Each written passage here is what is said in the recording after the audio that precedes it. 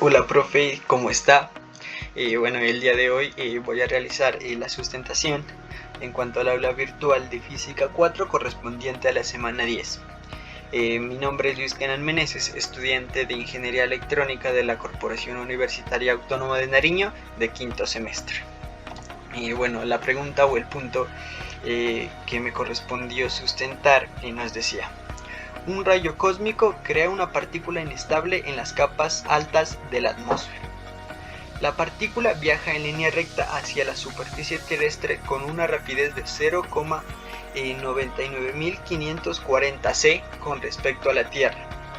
Las mediciones de un científico que se halla en reposo en la superficie terrestre le indican que la partícula se creó a una altura de 45 kilómetros.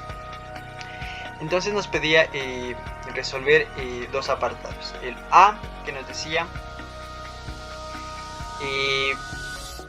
medido por el científico, ¿cuánto tiempo tarda la partícula en recorrer los 45 kilómetros que la separan de la superficie terrestre? Y el apartado B, que nos decía: con base en la fórmula de contracción de la longitud, calcule la distancia del punto donde se creó la partícula a la superficie terrestre medida en el marco de la partícula. Bueno, entonces para poder resolver este ejercicio debemos tener claro estos conceptos, que son la dilatación del tiempo, que nos dice que la dilatación del tiempo es el fenómeno por el cual un observador observa que el reloj de otro está marcando el tiempo a un ritmo menor que el que mide su reloj. Esto suele interpretar normalmente como que el tiempo se ha ralentizado para el otro reloj, pero eso es cierto solamente en el contexto del sistema de referencia del observador. Y también el concepto de la contracción de la longitud, que nos dice que la longitud entre dos puntos también depende del marco de referencia en el cual se mide. En este caso vamos a tener dos marcos de referencia, que es el del científico y el de la partícula. Una de las consecuencias particulares de la teoría de la relatividad y debida a la dilatación del tiempo, la que anteriormente mencioné, es la contracción de la longitud de los cuerpos que viajen a velocidades cercanas a la de la luz. Por ejemplo, la longitud de un objeto medida por alguien en un marco de referencia que se mueve respecto al objeto siempre es menor que la longitud característica o original, podría decir. Este efecto se conoce como contracción de longitud. Dicha contracción se da en la dirección del movimiento del cuerpo. Y aquí traje una imagen de contracción de la longitud en donde pues podemos observar claramente que los objetos se ven más cortos al moverse frente a nosotros a rapidez relativistas. Pues aquí, como podemos ver, a velocidades más relativas el cuerpo se lo va a ver más pequeño. Y también nos dice que la contracción se produce solo en la dirección del movimiento, o sea que pues esta contracción va a suceder según al movimiento al que se va a realizar el cuerpo.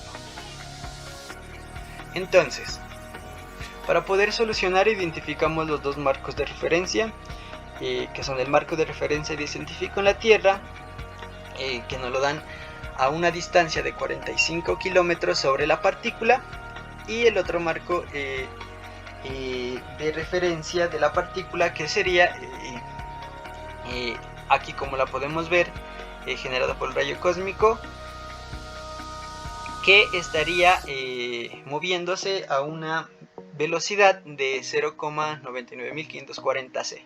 Aquí, como podemos ver, realizamos un gráfico que nos representa los marcos de referencia, la distancia que tiene el científico sobre la partícula y la partícula a la velocidad que se va moviendo la partícula.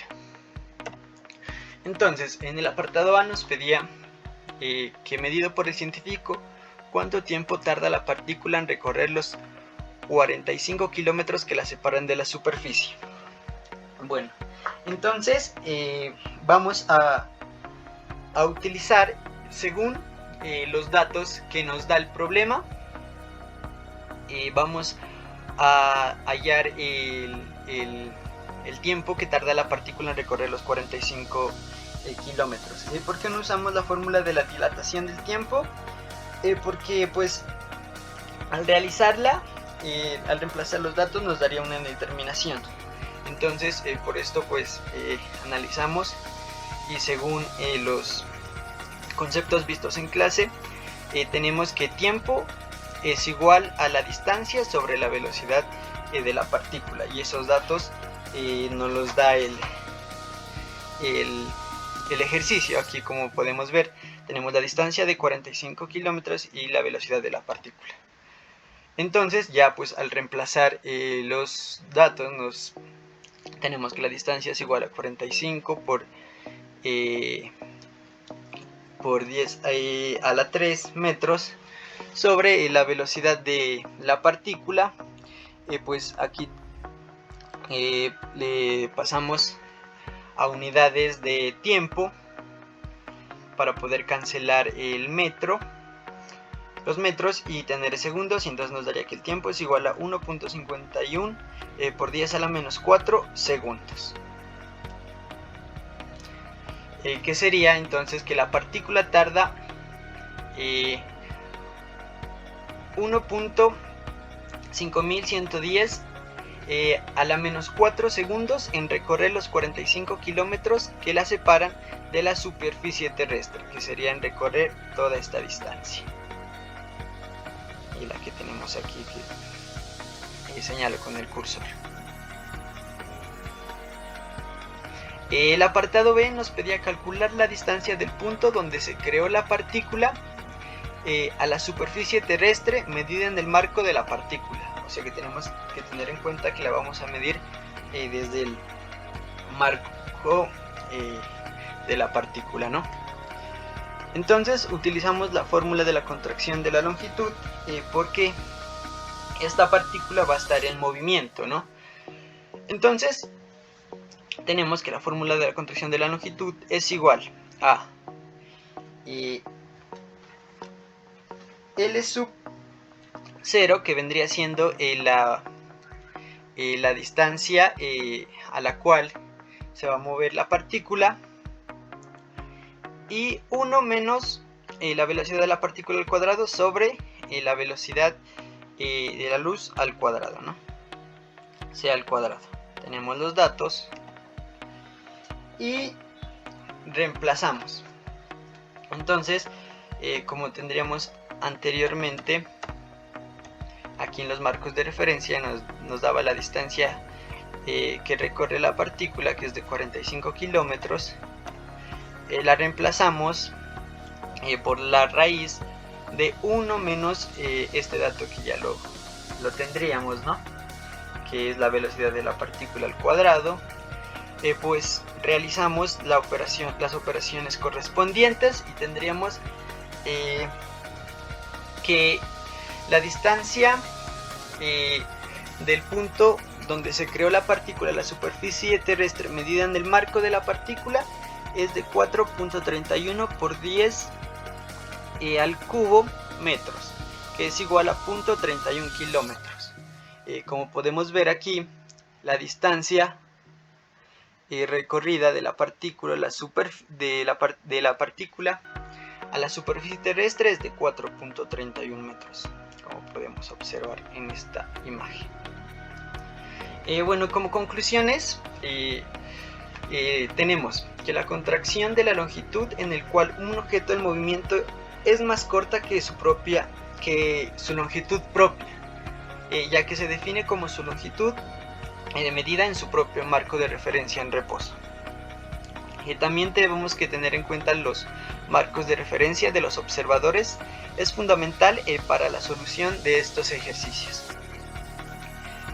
Bueno, también según el análisis realizado con nuestros compañeros, teníamos como conclusión que, analizando los dos resultados de las distancias medidas por los diferentes sistemas de referencia, se pueden observar que la distancia calculada por el científico en un sistema de referencia en reposo es mucho mayor que la distancia medida desde el sistema de referencia de la partícula que está en movimiento. Y todo pues esto se debe a la contracción de la longitud, ¿no? Ya que pues como el científico está en estado de reposo, va a observar que la distancia de recorrido de la partícula es mucho mayor a la que pues va observando el marco de referencia de la partícula que va viajando con ella, ¿no? Que va moviéndose al igual que la partícula. También se puede concluir que la distancia propia de la partícula desde donde se creó hasta la superficie terrestre es la medida por el marco de referencia de la partícula, debido a que se va moviendo a una velocidad lineal con respecto a la Tierra. O sea, pues va cayendo, se puede decir, en línea recta, ¿no?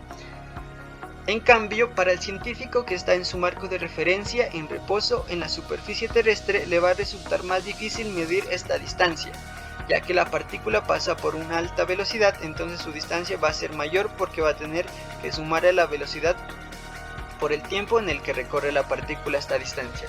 Como dije anteriormente, es más difícil medir la velocidad de la partícula cuando el marco de referencia, en este caso el científico, está quieto, ¿no? Se puede decir en reposo.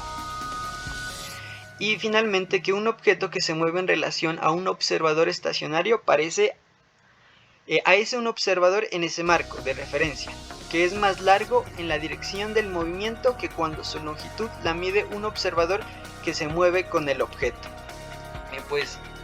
Finalmente, pues gracias a la contracción de la longitud podemos concluir todo esto, ¿no? Que cuando un cuerpo o marco de referencia está a reposo, le va a resultar más difícil medir la distancia con que se está moviendo la partícula, ¿no? Bueno, profe, esto sería el ejercicio sustentado. Muchas gracias.